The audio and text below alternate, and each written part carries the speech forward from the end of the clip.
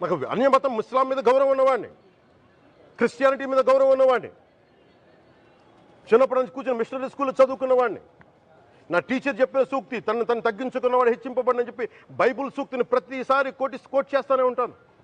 ఇది నా గౌరవం, ఇది నేను చూపించే గౌరవం.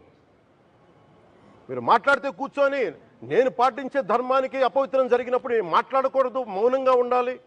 సెక్యులరిజంకి విఘాతం అంటే ఏంటి? సెక్యులరిజంకి విఘాతం నా ఇంటి మీద దాడి జరిగినప్పుడు నేను మాట్లాడకూడదా? నా ఇల్లు 10 మందికి ఆశ్రయం ఇస్తుంది.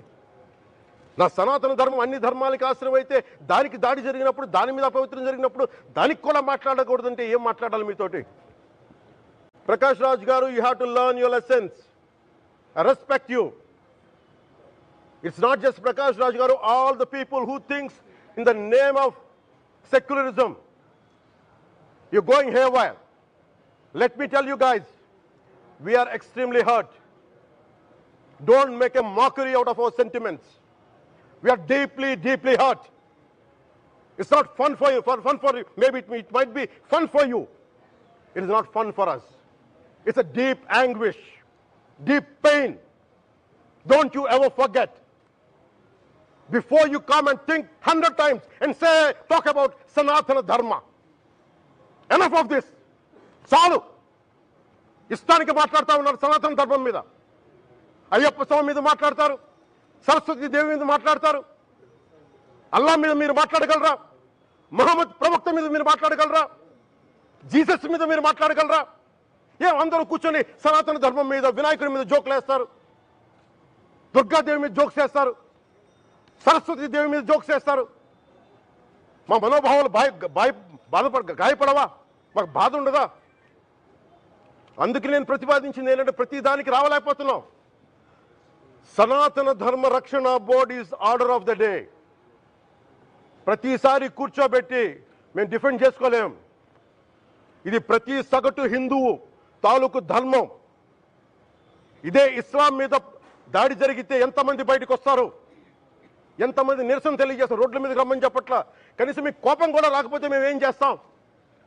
గుడికి వెళ్ళే ప్రతి హిందువు బాధ్యత కాదా ఇది? నా ఒక్కరి బాధ్యతైనా, మా బాధ్యతైనా మీది కాదా? ధర్మాన్ని మీరు పరిరక్షించడానికి మీ బాధ్యత కాదా?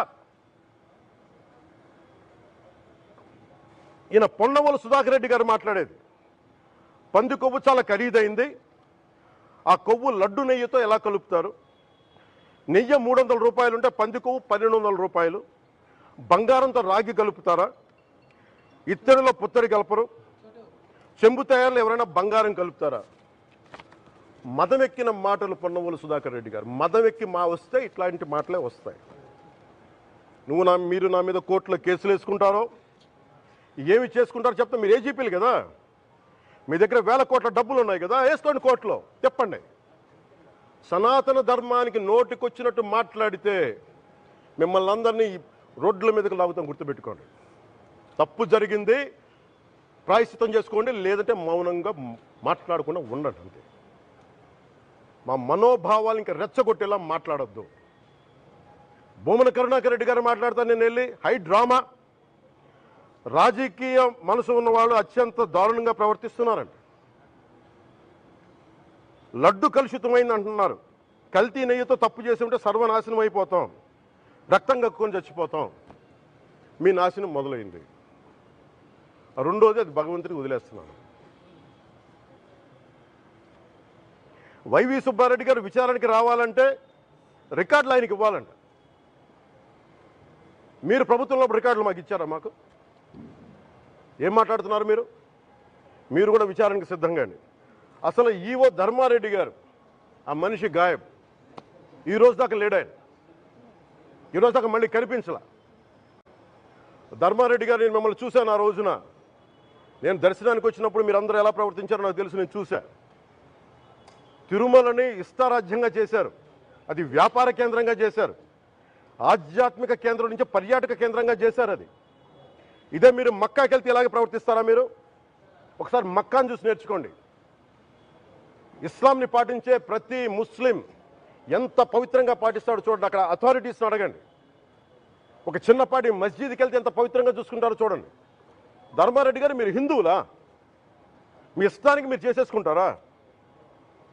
మీ బిడ్డ చనిపోయాడు, చనిపోయిన కనీసం 11 రోజులు లోపలికి రాకూడదండి, ఈ లోపల వచ్చేస్తారు.